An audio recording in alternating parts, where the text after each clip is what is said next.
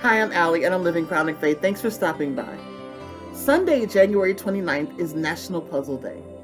And it got me to thinking. I remember as a kid on Sunday afternoons after church, after dinner and the dishes were washed and put away, my family would sometimes gather at the kitchen table and put together a jigsaw puzzle.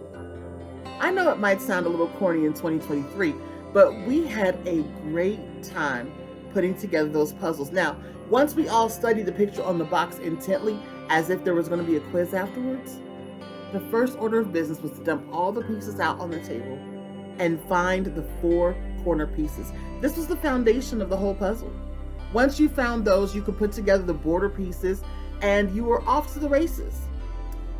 From there, we would put together the pieces that were alike and try to create different sections of the puzzle. During that process, there was a temptation to try to force 2 pieces together that didn't necessarily go. They might look like they were related to each other, but you could tell when you were forcing the pieces and when they naturally fit. The problem with forcing puzzle pieces, even if you could get it to go, is that they wouldn't match up with the rest of the pieces that were around those 2 pieces. So you had to do it right. Soon, we would get to the place where we saw the picture coming together and we knew that we were nearing the finish line. And invariably, we would get down to that last piece and it was nowhere to be found. So we would look on the floor, we would try to lift up the puzzle gently to see if maybe there was a piece underneath. We were looking everywhere, high and low, and could not find that last puzzle piece. And just when we were almost convinced that it had come from the manufacturer missing a piece, Dad would reach into his shirt pocket and pull out the missing puzzle piece. Yeah, it was frustrating.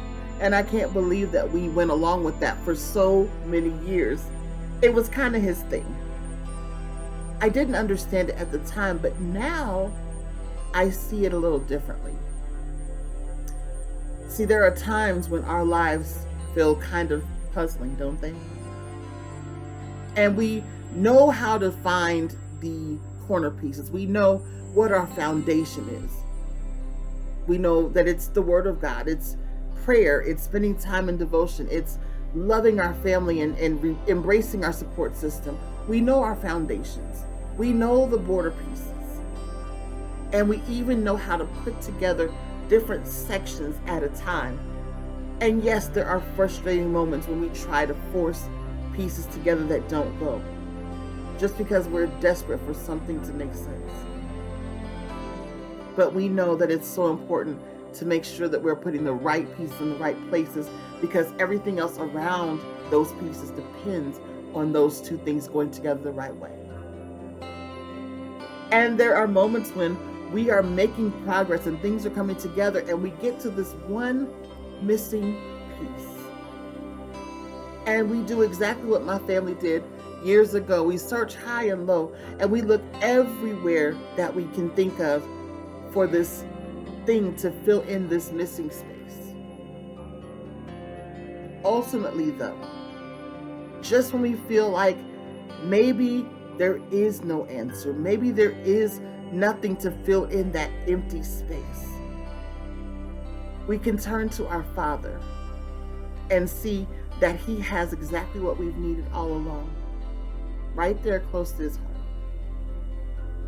I believe that for whatever piece is missing in your life today, whatever empty space you are looking to fill, God has the answer.